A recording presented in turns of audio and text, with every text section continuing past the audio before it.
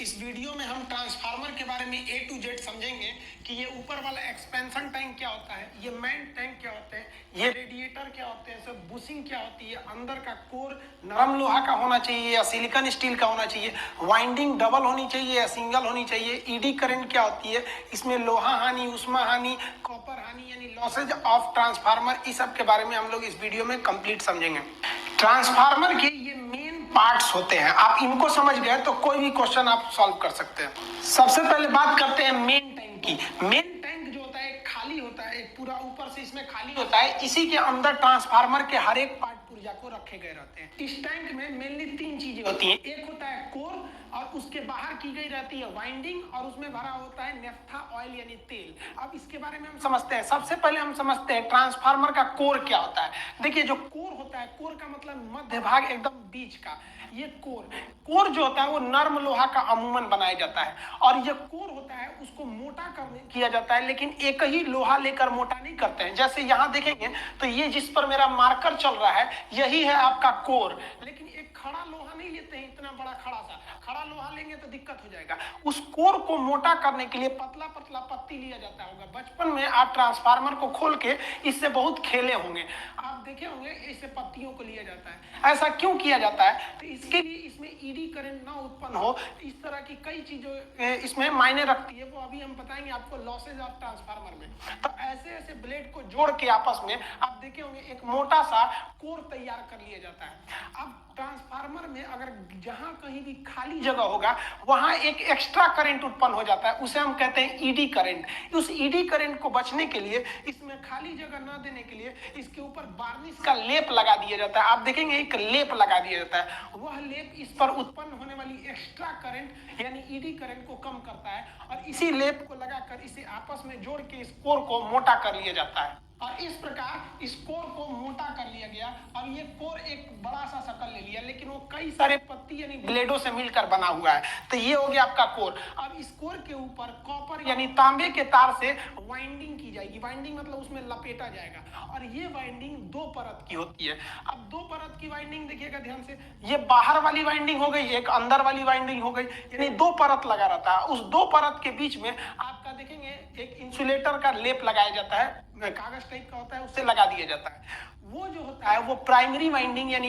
एक परत को सेकेंडरी वाइंडिंग यानी दूसरी परत के वाइंडिंग से अलग करता है। तो कहेगा क्या दोनों वाइंडिंग आपस में ज्वाइंट होते हैं? नहीं। वाइंडिंग कहाँ किया जाता है? तो कोर के ऊपर किया जाता है। कोर किसका बना होता है? तो नर्म लोहा का। क्या एक ही टुकड़ा होता है? नहीं, छोटे छोटे ब्लेडों से बनाया जाता है। हालांकि नर्म लोहा से ज्यादा अच्छा होता है सिलिकॉन स्टील, ये अभी हम बताएंगे जब आपको हिस्टैरिसीस लॉस बढ़ाएंगे, जब लॉसेस ऑफ ट्रांसफार्मर में तब।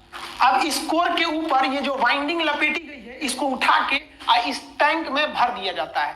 अब इस टैंक में भरेंगे और ट्रांसफार्मर को चालू करेंगे और ट्रांसफार्मर जब फुल लोड पे होगा तो इसे पूरा गर्म हो जाएगा। और इसमें देखिए खाली जगह से तो हमको बचना है, खाली जगह से बचने के लिए हम इस पे वार्निश लगाए थे और आप इसको उठाकर इस पूरे कोर के ऊपर वाइंडिंग है उसको पूरा उठा के इस टैंक में डालेंगे तो खाली जगह तो बहुत हो जाएगा और खाली जगह छोड़ना नहीं है, वरना ईडी करंट हो जाएगा और ईडी करंट खुद ओरिजिनल करंट का विरोध करती है। तो ईडी करंट को हटाना है तो जगह को खाली नहीं छोड़ना है, जगह खाली ना छूट जाए, इसलिए जो मेन टैंक होता है इसमें तेल भर दिया जाता है। ये बहुत ही गाढ़ा मिनरल ऑयल होता है जिसे हम नेफ्था तेल कहते हैं। ये तेल मेन टैंक में भरा जाता है इसलिए ताकि इसमें खाली जगह ना बच जाए। जो कोर था उसके बगल में जो वाइंडिंग की गई थी उसके बीच में खाली जगह नहीं भरना चाहिए।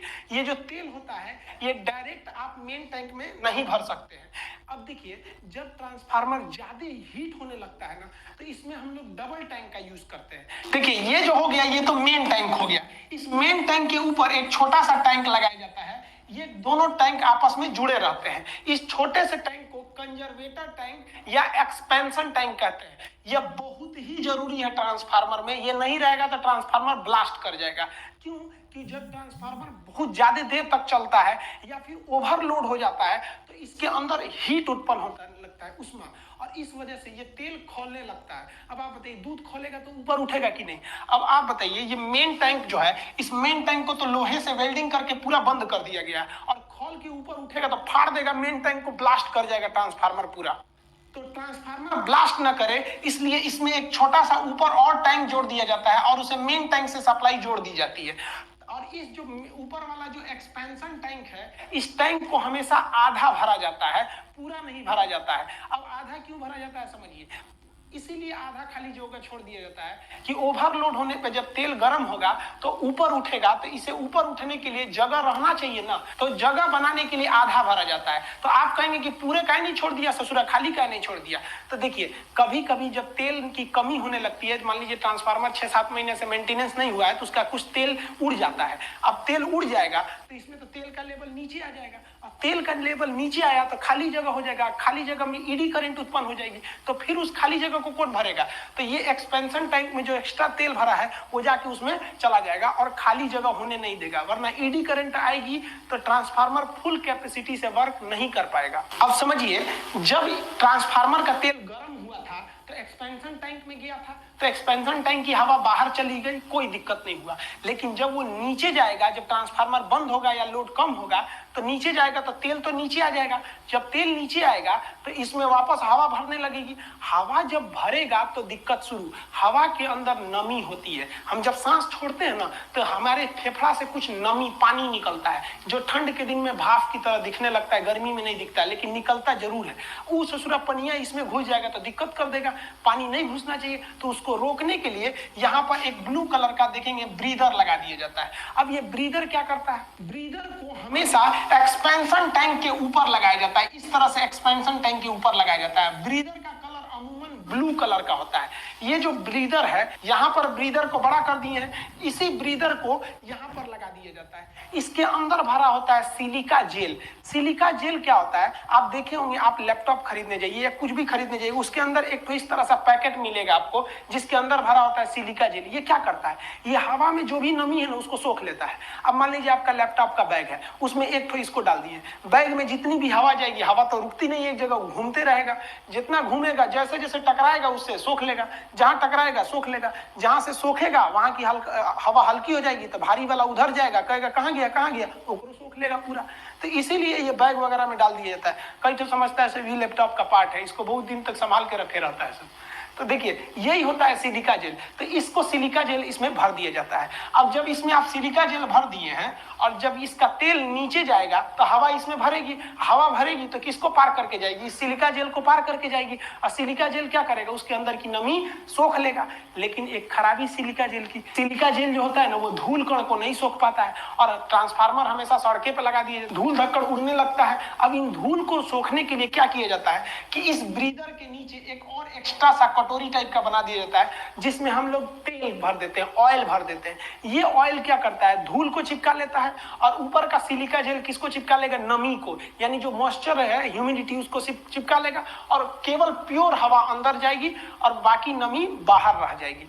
पूछेगा कि आपका ये जो ब्रीदर होता है ये कहाँ लगाया जाता है, तो हमेशा याद रखिएगा ब्रीदर मेन टैंक में नहीं लगेगा, और ये कहाँ लगेगा, एक्सपेंशन या कंजर्वेटिव टैंक के बाहर लगा रहता है। कंजर्वेटिव टैंक हमेशा आधा भरा होना चाहिए। ब्रीदर में कितने चीज का यूज करते हैं, तो 2 चीज का, एक सिलिका जेल, और सिलिका जेल के नीचे में देखिएगा ऑयल लगा होता है। ये ऑयल ये क्या करता है, धूल कण को रोकता है, और सिलिका जेल नमी को रोकेगा। अब ये ट्रांसफार्मर है, ये मेन टैंक है, ये एक्सपेंशन टैंक है, ये ब्रीदर है। अब आप कहेंगे इस मेन टैंकवा में तेल किधर से भरा जाता है, तो तेल इस एक्सपेंशन टैंक के ऊपर खाली जगह होता है, इसी में से तेल भरा जाता है और ये मेन टैंक में जाता है। कभी टैंक को खाली करना पड़े तो क्या इसे ट्रांसफार्मर उलाट के खाली करिएगा, भारी होता है, तो नीचे से एक वाल्व दिया रहता है, उसको खोलिएगा ना ढक्कन को तो सब तेल बाहर फेंक देता है।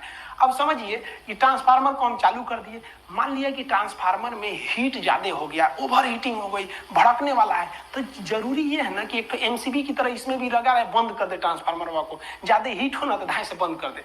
अब इसके लिए क्या किया गया, तो इसके लिए लगाया गया बुकुज रिले। ये एक मशीन है बुकुज रिले। बुकुज रिले में जो स्विच होता है ना उसको दाबना नहीं पड़ता है। ये एक ऐसा मशीन होता है ट्रांसफार्मर में में, जिसको इलेक्ट्रिक से कोई मतलब नहीं है। इसके अंदर एक स्विच होता है और वो स्विच के को दबाने की क्षमता पारा में भर दिया जाता है। नीचवा पारा रख दिया जाता है, स्विचवा ऊपर। जहां ज्यादा गर्मी होगा, पारा जो होता है मरकरी गर्म होकर ऊपर के स्विचवा को दाब देगा और जैसे दाबेंगे ट्रांसफार्मर की सप्लाई कट जाएगी। तो बुकुज रिले जो होता है ना, ट्रांसफार्मर में अलार्म बजा देता है और ज्यादा हीट हो गया तब वो क्या कर देता है, ट्रांसफार्मर की सप्लाई को काट देता है। अब कहेगा ये बुकुज रिले में कैसे स्विच का प्रयोग होता है, तो बुकुज रिले में मरकरी यानी पारा स्विच का प्रयोग होता है। दूसरा, बुकुज रिले को कहां लगाया जाता है, तो याद रखिएगा बुकुज रिले को हमेशा जो एक्सपेंशन टैंक है और जो मेन टैंक है इनके बीच में लगाया जाता है बुकुज रिले को, ये हमेशा याद रखिएगा। जैसे यहाँ देखिए मेन टैंक है और ये आपका एक्सपेंशन टैंक या कंजर्वेटर टैंक है, तो उसके बीच में हम लगाते हैं बुकुज रिले। इसमें पारा यानी मरकरी स्विच का प्रयोग होता है। अतः बुकुज रिले सेफ्टी के लिए है। देखिए भैंस को हम लोग बांधते हैं खूंटा में सेफ्टी के लिए कि भैंस भागे नहीं। कभी कभी ससुरा खूंटवे उखड़ जाता है, अब क्या करिएगा, यही होता है। हम तो सेफ्टी के लिए लगाए थे बुकुज रिले, कभी ससुरा बुकुज रिले जो खराब हो जाता है। अब तो इसको भड़कने से कोई नहीं रोक सकता है और पब्लिक की जान चली जाएगी, भड़क जाएगा बीच बाजार में ट्रांसफार्मर। तो इसके लिए एक सेकेंड चीज को लगाते हैं जिसे हम लोग कहते हैं एक्सप्लोजन वाल्व या एक्सप्लोजन वेंट। ये एक लंबा पाइप की तरह होता है, आप यहाँ इमेज में देखिएगा एक लंबा पाइप की तरह इसे निकला हुआ है। ये क्या किया जाता है, जब ट्रांसफार्मर में बहुत हीट होने लगता है और तेल पूरा खोल जाता है, इसका तेल खोल के भाग गया रहता है एक्सपेंशन वाल्व में, एक्सपेंशन टैंक में। अब एक्सपेंशन टैंक में भी जगह नहीं है, वो भी ससुरा फटने वाला है।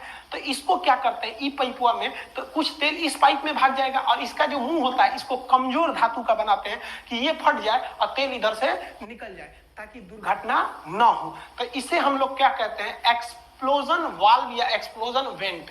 आजकल के नए ट्रांसफार्मर में इतना बड़का धोधड़ नहीं दे रहा है, छोटा सा वाल्व दे रहा है, जैसे कुकर का सीटी होता है, ज्यादा हीट होगा ना तो उधर से फेंक देगा फिर बंद हो जाएगा। तो वो वाल्व आजकल के नए मॉडल में आ गया है। तो ट्रांसफार्मर में सेफ्टी के लिए बुकुज रिले और लास्ट सेफ्टी के लिए क्या होता है, एक्सप्लोजन वेंट या एक्सप्लोजन वाल्व।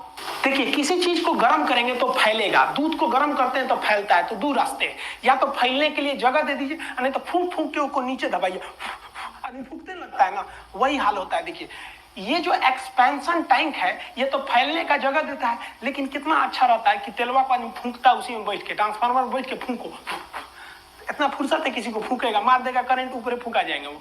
तो इसके लिए बना दिया जाता है हम लोग कूलिंग ट्यूब या फिर रेडिएटर। ये क्या होते हैं, आप ट्रांसफार्मर में देखिए ये जो साइड साइड में निकला हुआ है ना इतना बड़ा सा, ये इतना बड़ा सा जाली टाइप का जो निकला है ये वाला हिस्सा, ये होता है आपका रेडिएटर, यही ठंडा करता है। इसको हम लोग कूलिंग ट्यूब कहते हैं।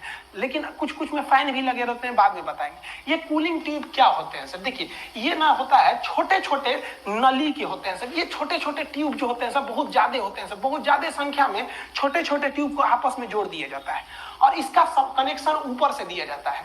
देखिए इस मेन टैंक का जो ऑयल होता है गर्म होता है तो गर्म होके इसमें जाने लगता है और जब इसमें जाता है तो इस छोटे छोटे टैंक से, छोटे छोटे ट्यूब से नीचे गिरने लगता है और ये धीरे धीरे नीचे गिरता है और एकदम छोटे छोटे ट्यूब से नीचे गिरता है। और ये जो ट्यूब होते हैं ये तो जालीनुमा होते हैं और बाहर जब हवा लगती है तो उसको ठंडा कर देती है। जैसे थाली में खिचड़ी ले लीजिएगा एक के जगह, ठंडा नहीं होगा, तो तनी से खिचड़िया को साइड में करके फैला दीजिएगा तो ठंडा हो जाएगा। यही काम करता है ये कूलिंग ट्यूब। इधर से गर्म तेलवा को लेके ऊपर से, और जो ट्यूब होते हैं बड़ी ज्यादा संख्या में होते हैं, उस ट्यूब में थोड़ा थोड़ा मात्रा में तेल को गिराता है ताकि तेल का जो एरिया हो कम हो और हवा इस पे मारे तो वो ठंडा हो सके। ठंडा करने वाली मशीन को हम रेडिएटर कहते हैं। तो अतः ये जो ट्यूब है ये रेडिएटर का काम की। जब ये इधर से गिरेगा तो गिरने के दौरान ठंडा हो जाएगा और ठंडा होने के बाद फिर अंदर घुस जाएगा और अंदर जाने के बाद फिर गर्म होगा तो फिर आएगा, इस साइड भी है इस साइड भी है। तो ये जो होता है गर्म होकर ऊपर आता है और फिर इस साइड जाते हैं और रेडिएटर और कूलिंग ट्यूब से ठंडा होकर नीचे आते हैं और फिर अंदर चले जाते हैं। ये प्रोसेस चलते रहता है। इसमें और अच्छा रहता कि यहाँ पर आदमी एक पंखा लगा देता। तो बहुत हैवी पावर के जो ट्रांसफार्मर होते हैं या जो मेन सब स्टेशन पे ट्रांसफार्मर रखे रहते हैं जिनका लोड ज्यादा होता है उस पे देखिएगा पंखा लगा देता है। तो ये छोटे छोटे ट्रांसफार्मर पे पंखा नहीं लगाता है जो बाजार में टांग देता है। धोधड़ एकदम ट्रांसफार्मर रहेगा ना एकदम मेन स्टेशन का, तो उस पे लगा देता है आपका फैन। तो ये फैन और ठंडा करने के काम में आ जाता है उसे। तो ये आप कूलिंग प्रोसेस समझ गए ट्रांसफार्मर का। अब समझते हैं ट्रांसफार्मर से हमको सप्लाई कैसे मिलती है। तो देखिए ट्रांसफार्मर में बहुत हाई वोल्टेज आया रहता है, तब भी आपको दूर तक करंट भेजना है तो आप हाई वोल्टेज पे